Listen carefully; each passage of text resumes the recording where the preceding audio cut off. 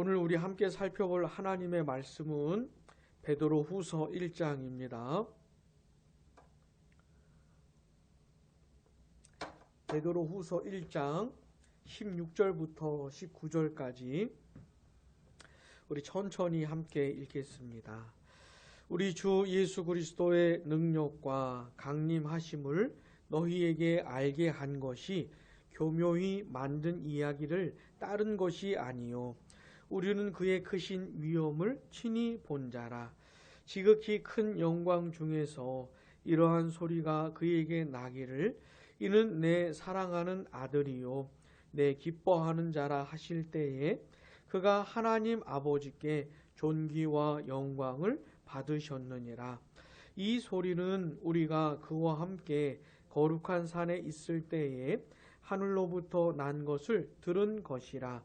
또 우리에게는 더 확실한 예언이 있어 어두운 데를 비추는 등불과 같으니 날이 새어 샛별이 너희 마음에 떠오르기까지 너희가 이것을 주의하는 것이 옳으니라. 아멘. 자, 이 베드로 사도가 이제 이 세상을 떠날 때가 거의 다 된 겁니다. 사도가 이것을 알고 있어요. 지각하고 있습니다. 세상을 떠내가 때가 다 됐다는 것을. 근데 인생의 그 마지막쯤에 서 있는 사도가 뭔가를 굉장히 원하고 있어요. 간절히 원하고 있어요. 자, 그게 뭐였지요? 이 성도들이, 이 편지를 받았던 성도들이 이 베드로가 죽은 다음에라도, 죽음은 만날 수가 없잖아요, 당분간은. 그 다음에라도 하나님의 진리를 생각하고 진리를 기억하게 하게 되기를 원했던 겁니다. 그래서 이 편지도 쓰는 것이죠. 내가 죽은 다음에라도 이 하나님의 말씀을 기억할 수 있게 하기를 원했던 거죠. 근데 이 편지를 받았던 성도들은 이미 하나님의 진리를 알고 있는 사람들입니다. 진리를 붙들고 있고 진리 위에 서 있는 사람들이에요. 그러니까 괜찮은 사람들인 거예요. 그러니까 신앙이 견고하고 튼튼한 사람들이었던 겁니다. 그러면 이제 베드로가 됐다, 됐다, 그 정도면 됐다 이렇게 만족할 수도 있을 텐데 그런 게 아니고 이미 알고 있고 진리 위에 서 있는 사람들에게 계속 말을 하는 겁니다. 계속 얘기를 해주는 것이에요. 특별히 자기가 이제 죽을 때가 다 됐기 때문에 얼마 남지 않은 이 시간들을 다 사용해서라도 말해주고 싶은 것이죠. 왜냐하면 뭐 때문에요? 또 생각하게 하려고, 또 생각나게 하려고. 이 사도의 모습이 참된 그 설교자들, 참된 목회자들의 모습입니다. 요 모습이. 사랑하는 성도들에게 하나님의 말씀이 계속 생각나게 하려고, 성도들이 하나님의 말씀을 기억하고 그 말씀을 붙들게 살게 하려고 계속 말해주는 것, 말해주고 가르치는 것에 지치지 않는, 이게 참된 사역자들의 특징인 것이죠. 지난 시간에 우리가 그런 내용을 살펴보았고요. 근데 이 베드로가 이 성도들에게 핵심적으로 전했던 내용이 있었습니다. 많은 말씀들을 전했겠지만은 이 베드로가 전했던 모든 메시지의 핵심이 있었어요. 그게 뭐냐면 우리 주 예수 그리스도의 능력과 강림하심입니다.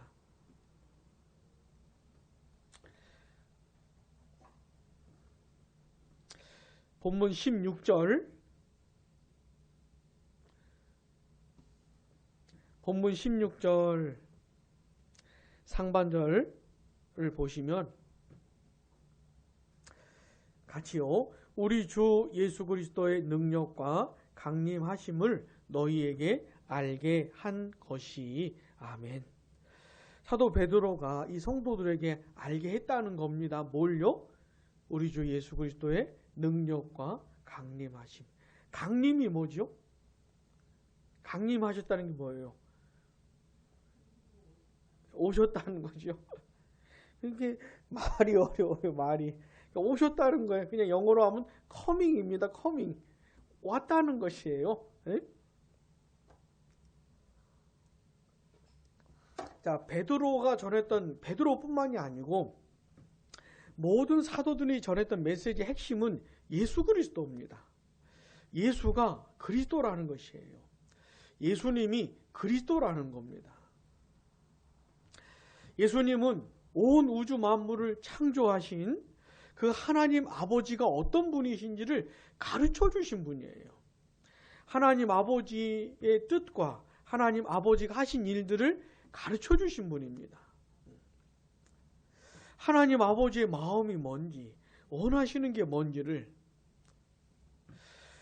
이미 예수님이 이 세상에 오시기 전에도 하나님 아버지는 그 많은 선지자들을 통해서 말씀을 해 주셨는데, 그래도 못 알아들으니까 결국은 하나님의 아들이 오셨어요.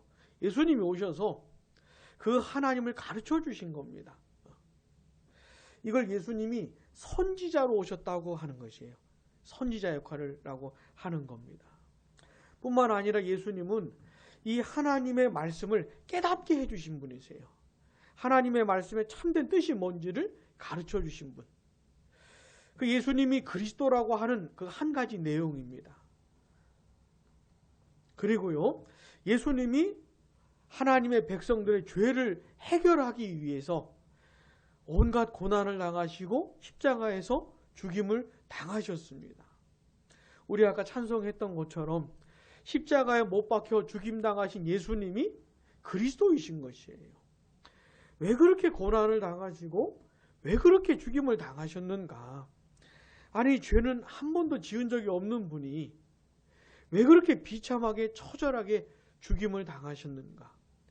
왜 하나님의 진노와 저주와 심판과 형벌을 그분이 왜 받으셨는가? 그건 하나님의 백성들의 죄를 짊어지신 것이죠. 죄값을 대신 치르신 겁니다. 그렇게 예수님이 죽으시면서 하나님 백성들의 죄를 해결해 주신 것이죠. 이게 예수님이 그리스도라고 하는 내용의 이 말씀의 한 가지 내용 또예요. 또 예수님은 그렇게 하나님의 백성들을 구원해 주셨습니다. 사망 권세, 사탄의 권세를 깨 부숴버리시고 예수님이 그들을 구원하셨어요. 하나님의 백성들을. 또한 그들을 보호하시고 인도하시는 그들의 왕이 되어 주신 겁니다. 이런 내용들이 예수님이 그리스도다. 예수님이 선지자이시고 제사장이시고 왕이시다. 이런 내용인 겁니다. 자, 근데 이 베드로뿐만 아니라 사도들이 전했던 핵심 메시지가 바로 예수 그리스도예요. 예수 그리스도. 그분이 그리스도로서의 모든 사역들을 완수하신 겁니다. 이루신 거예요. 어떻게요? 능력으로. 예수님이 능력이 없으셨으면은 이룰 수가 없었을 텐데 능력으로 완수하신 겁니다. 그리고 또 그 예수님께서 이 세상에 오셨다는 것을 전했다는 것이에요.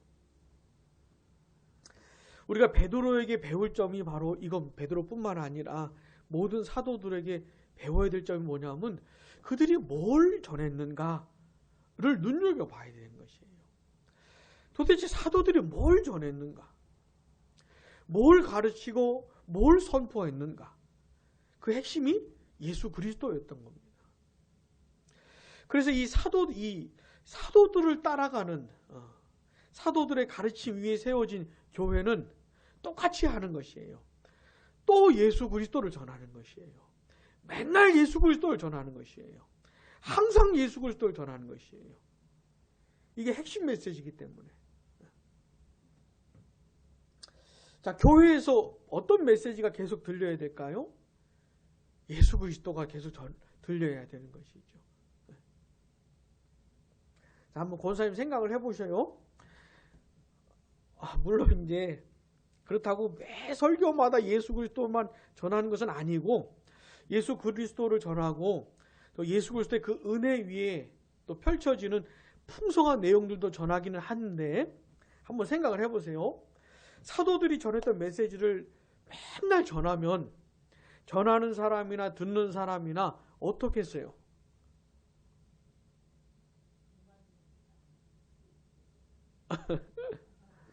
이게 어떻게 보면 얼마나 지루할 수가 있겠어요? 그잖아요? 다 아는 얘기인데. 에? 물론 이 내용을 더 풍성하게 더 깊이 전해야 될 필요가 있긴 하지만은 근본적으로 이렇게 할 때 성령의 역사가 나타나는 거예요. 그래서 전하는 자나 듣는 자에게 성령께서 역사해 주셔서 늘 전했던 얘기, 들었던 얘기인데 이게 새로운 감동으로 와닿는 것이죠. 무슨 얘기가 새로운 거여가지고 새롭게 오는 게 아니고 똑같은 내용인데 옛날 이야기인데 성령의 역사로 새롭게 다가오는 것이에요.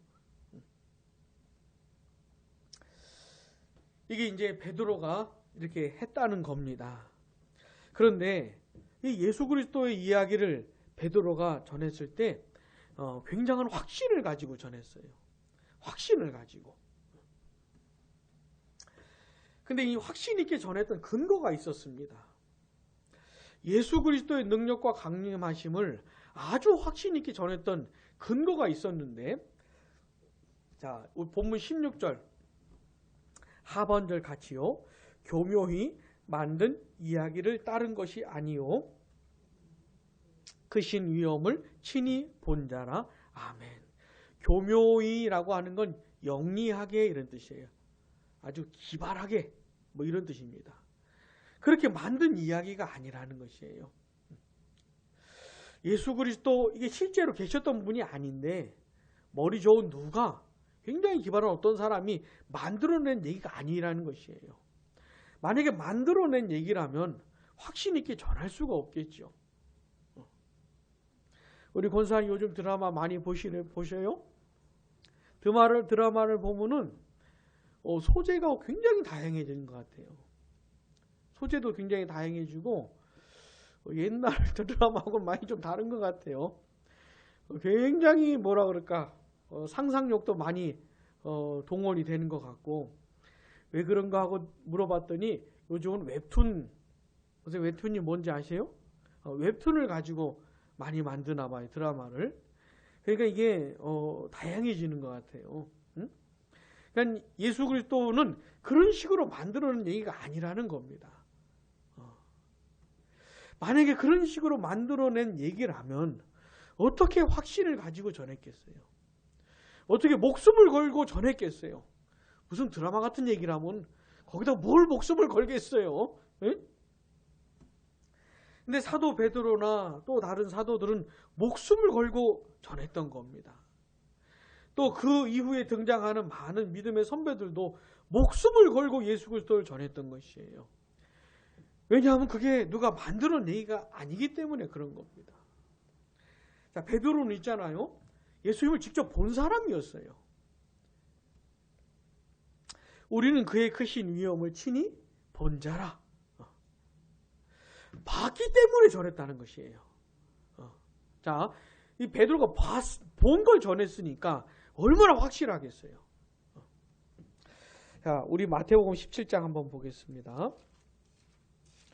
이게 어떤 장면인지 베드로 후서에서 베드로가 말하는 게 마태복음 17장에 나옵니다.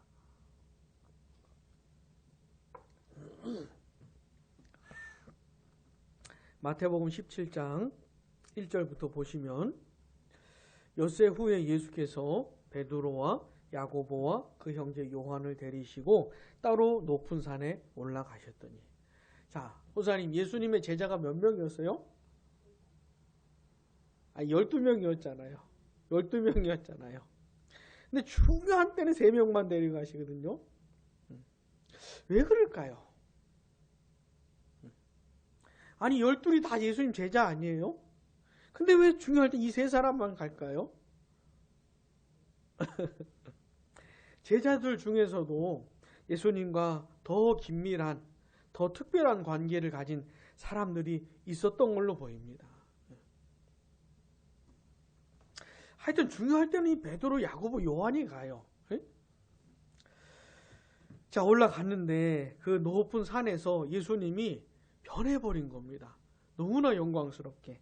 2절 같이요. 그들 앞에서 변형되사 그 얼굴이 해같이 빛나며 옷이 빛과 같이 희어졌더라. 얼굴이 해처럼 빛난대요. 옷은 빛과 같이 희어졌다는 거예요. 도대체 어떤 모습일까 이게요? 어떤 모습일까요? 아마도 너무너무 찬란하게 변하신 것 같아요. 너무너무 영광스럽게, 쳐다보기 힘들 정도로 너무너무 영광스럽게. 근데 베드로가 이걸 본 겁니다. 이렇게 영광스럽게 변화된 예수님을 본 겁니다. 베드로가. 게다가 5절 같이요. 말할 때 호련히 빛난 구름이 그들을 덮으며 구름 속에서 소리가 나서 이르시되 이는 내 사랑하는 아들이요 내 기뻐하는 자니 너희는 그의 말을 들으라 하시는지라. 아멘. 그렇게 영광스럽게 너무너무 영광스러운 예수님을 보면서 지금 베드로가 사실 정신이 하나도 없어요. 지가 무슨 말 하는지도 모르는 이 정신이 하나도 없어요. 베드로가. 응? 그런 베드로에게 예수님께서 뭐라고 하시냐, 예수님을 향해서 뭐라고 하시냐면 이는 내 사랑하는 아들이요 내 기뻐하는 자라. 그 영광스럽게 변화된 예수님을 향해서 누군가 내 사랑하는 아들이다, 내 기뻐하는 자다 라고 누군가 말을 한 겁니다. 소리를 들은 것이에요. 자, 요거 누구 소리일까요? 하나님 아버지의 소리인 거죠. 하나님 아버지의 음성을 듣는 겁니다. 베드로가 직접 들은 것이에요. 자, 이 높은 산에서 베드로는 뭘 봤지요? 너무너무 찬란하게 변화된 예수님을 본 겁니다. 그 장면을 어떻게 잊어버리겠어요, 베드로가? 근데 그렇게 보고 있는데 그때 하나님 아버지의 음성이 들린 겁니다. 그 예수님을 향해서 이는 내 사랑하는 아들이고 내가 기뻐하는 자다 라고 하는 하나님 아버지의 목소리를 들은 것이죠.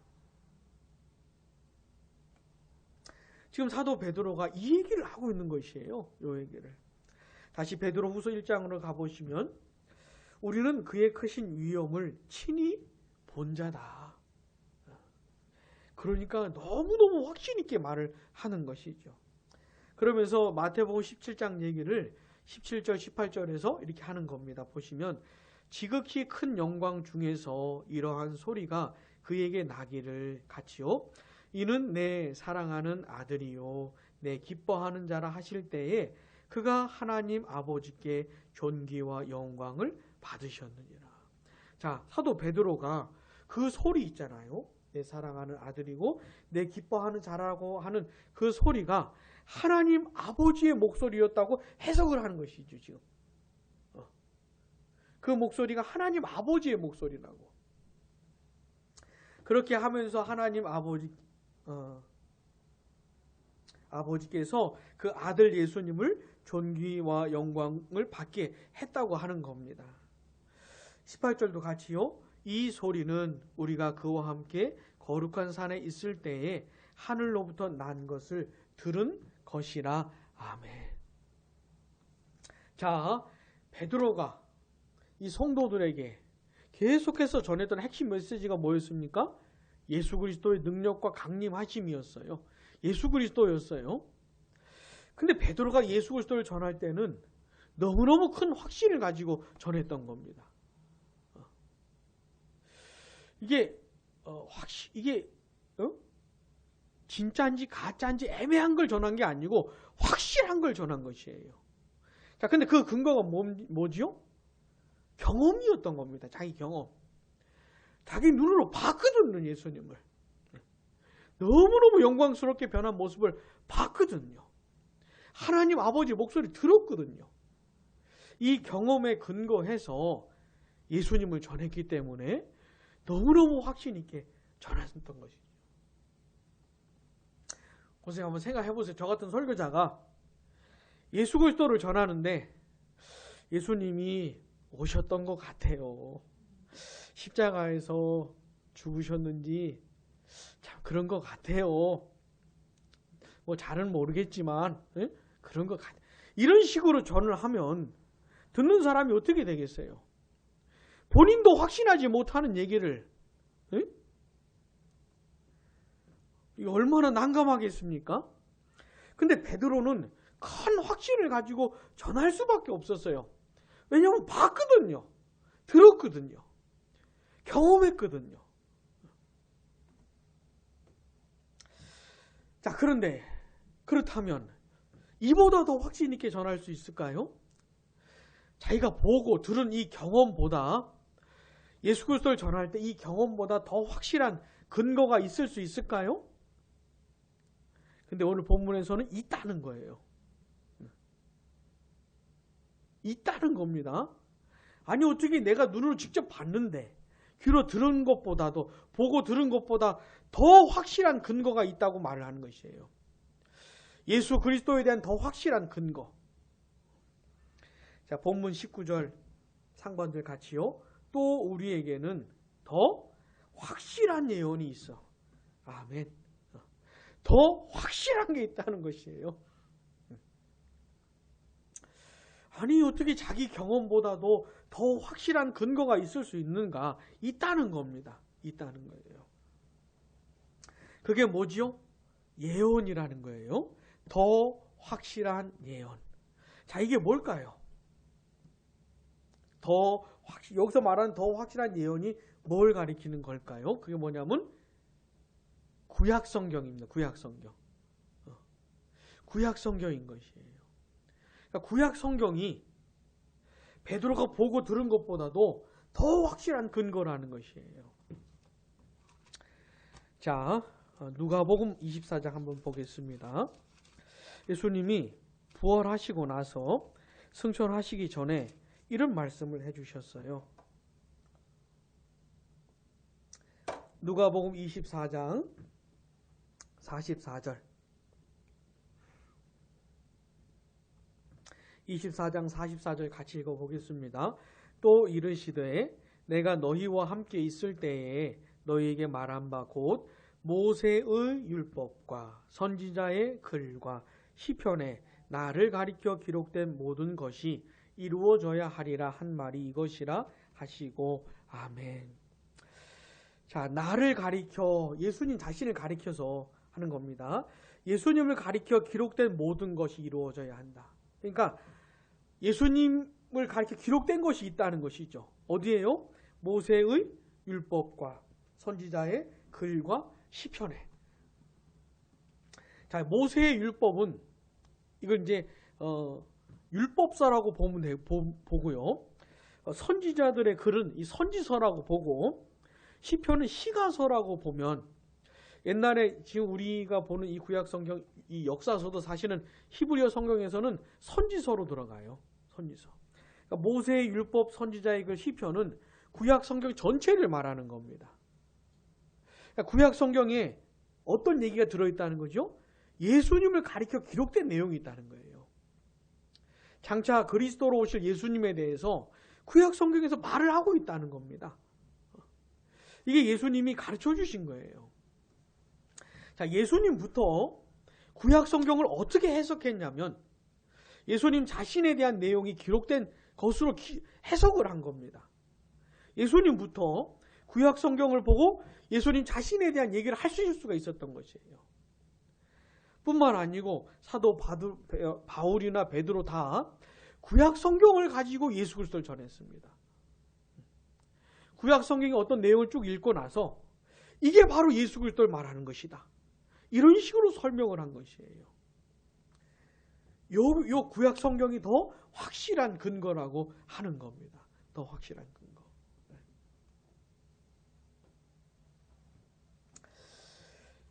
그래서요, 이 기독교 신앙에 있어서 가장 중요한 절대 근거가 뭐냐면 성경이 되는 것이에요. 성경이 되는 것이에요. 물론 우리도 경험할 수 있습니다. 예수 그리스도에 대해서 경험을 할 수가 있어요. 베드로가 봤던 것처럼 아니면 들었던 것처럼 이런 경험은 아니어도 우리가 성경을 읽을 때, 기도할 때 성령께서 역사하셔서 예수님의 사랑을 맛보게 해주신다거나 예수님이 하신 일들이 뭔지를 깨닫게 해주신다거나, 그러니까 이런 식으로 예수님을 경험을 할 수가 있어요. 근데 우리가 예수 그리스도를 전할 때 우리가 확신을 가지고 전할 수 있는 게 뭐냐면 이런 경험뿐만 아니라 더 절대적인 게 뭐라고요? 성경인 겁니다. 그러니까 이 성경이 우리의 신앙의 절대 근거가 되는 것이에요. 우리의 경험이나 체험보다도 더 성경이 중요한 겁니다. 특별히 기독교 교회 생활을 하는 많은 분들을 보면 경험을 되게 중요하게 생각을 해요. 경험을. 그건 되게 중요한 겁니다. 근데 자기가 경험해서 뭘 깨달은 거 하고 성경이 말하는 거하고 부딪히게 되면 어떻게 되죠? 내가 한 경험을 버려야 되는 것이에요. 근데 이 경험에 붙들려 가지고 성경을 무시하는 사람들이 있습니다. 적지가 않은 것 같아요. 에이, 내가 경험했는데 성경하고 다른데 자기가 경험했다 그래가지고 이 신구약 66권의 말씀이 절대 근거가 되는 겁니다. 신앙생활을 하는 데 있어서. 예수 그리스도를 알아가는 데 있어서. 근데 내가 무슨 대단한 경험을 하고 체험을 한다 할지라도 성경을 가지고 따져봐야 하는 것이죠. 성경과 다르면 내 경험을 버려야 되는 그런 겁니다. 지금 사도 바울이 이런 얘기를 지금 베드로가 이런 얘기를 지금 해주고 있는 것이에요. 자기가 했던 엄청난 경험이 있는데 이것보다 더 확실한 게 있다. 그게 구약 성경이다. 이런 식으로 말을 해주고 있는 겁니다. 자, 그러면서 이 성경의 어떤 역할, 기능에 대해서 말을 해주고 있습니다. 자, 더 확실한 예언이 있어. 그 다음 같이요. 어두운 데를 비추는 등불과 같다. 이게 이제 성경의 기능인 거예요. 어두운 데를 비추는 등불과 같은. 성경이 하는 역할이 뭐냐면요. 어두운 데를 비추는 역할을 하는 겁니다. 특별히 하나님을 모르고 예수님을 모르고 하나님이 하신 일들을 모르고 예수님이 원하시는 게 뭔지를 모르고 하나님과 상관없이 살아가는 사람들에게 성경은 빛을 비추어 주는 것이죠. 등불과 같은. 특별히 이때에도 성령의 역사가 필요한 겁니다. 성령의 역사. 이거를 조명이라고 말을 해요. 조명. 성경의 어떤 내용을 대할 때 성령께서 깨닫게 해주시는 겁니다. 비추어 주시는 것이죠. 그러면서 하나님을 알게 되고 예수님을 알게 되고 자기 자신을 알게 되는.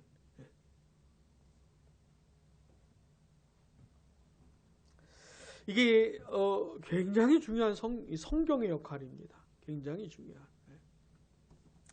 자, 그런데 그 성경을 대할 때 조심해야 될 부분이 있는 거예요. 등불과 같으니 그 다음 같이요. 시작. 날이 새어 샛별이 너희 마음에 떠오르기까지 너희가 이것을 주의하는 것이 옳으니라. 아멘. 여기 나오는 샛별은 캄캄한 밤이 지나고 이제 날이 밝아오기 전에 그 새벽녘에 세상을 환하게 비추는 그 별을 말하는 겁니다. 근데 샛별이 마음에 떠오르기까지.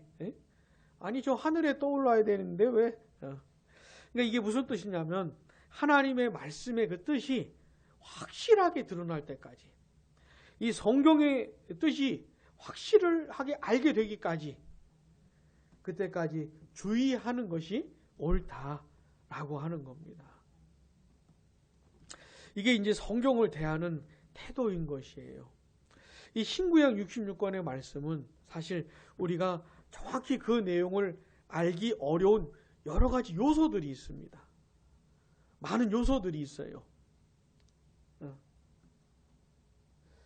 물론 성령의 역사로 분명하게 알게 되는 그런 것이 있지만 그래도 구절구절 이 뜻을 알아가기에는 우리가 참 알기 어려운 많은 요소들이 있습니다. 어쨌든 이 성경 각 구절들의 내용이 확실해질 때까지 어떻게 해요? 조심하고 주의하는 것이 옳다. 성경을 잘못 해석하면 뭐가 됩니까? 이단이 되는 것이에요. 성경을 잘못 해석하면 사이비가 되는 것이고,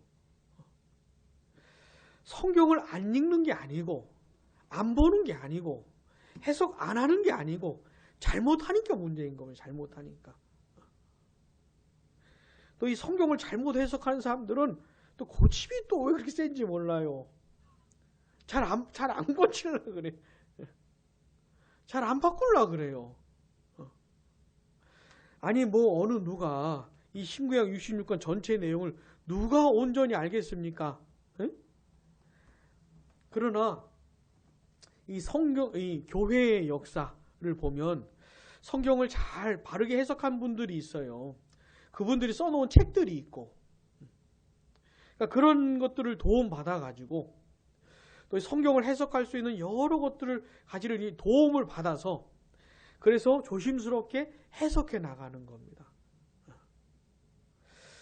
물론 그렇게 해도 이걸 다 알 수는 없지만 그런 식으로 조금씩 더 확실히 이해하고 알아가야 하는 것이죠. 그때 필요한 태도가 뭐냐면 조심조심 하는 겁니다. 조심조심. 자, 하나님의 말씀을 배우면서 내가 잘못 알고 있는 게 드러났어요. 그럼 어떻게 해야 됩니까? 부끄러워할 필요가 없고 내가 잘못 알았구나. 응? 그리고 바꾸면 되지요.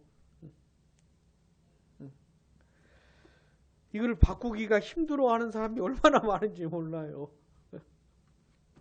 아니 분명히 이 뜻이 아니고 수많은 사람들이 이게 아니라고 말을 하는데, 응? 그리고 권사님이 성경이 구약은 대부분 히브리어로 되어 있고 신약은 헬라어로 되어 있잖아요. 한글 성경을 가지고 이 신구약 66권의 말씀을 정확히 깨닫기란 진짜 힘든 겁니다. 이게 언어라는 것이 히브리어가 말해주는 걸 한글로 다 이렇게 표현할 수가 없어요. 헬라어가 말하는 걸 한글로 다 표현할 수가 없어요. 하여튼 뭐 여러 가지 요소들이 있습니다. 그리고 이 성경은 오래전에 기록이 된 것이기 때문에 그 당시의 문화도 이해를 해야 되고, 근데 지금 이 한글 성경만 봐가지고 너무 정확히 해석을 했다고 생각을 하면서 아주 고집스럽게, 너무너무 참 난감한 경우죠. 난감한 경우. 자, 오늘 우리가 이 살펴본 내용을 통해서 몇 가지를 좀 적용해 봐야 합니다.